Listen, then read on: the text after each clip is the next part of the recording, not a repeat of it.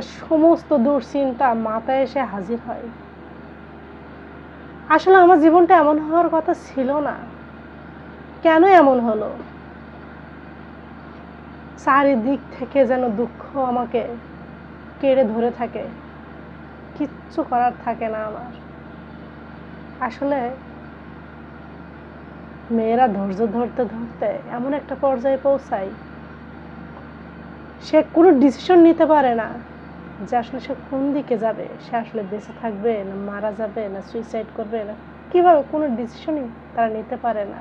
এক পর্যায়ে মেয়েরা পৌঁছাতে পারে। সামান্য কষ্টটুকু যে ছেলেরা পাইতো, কোনো ছেলেই হয়তো এই পৃথিবীতে বাঁচার কথা বলতো না। তাই আমি বলবো মেয়েরা বেস্ট, মায়েরা বেস্ট।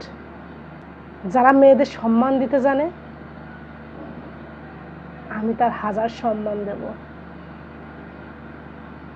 আল্লাহ জেনে শুনেই মেয়েদের সৃষ্টি করেছেন, এদের কষ্টটা একমাত্র আল্লাহই জানে।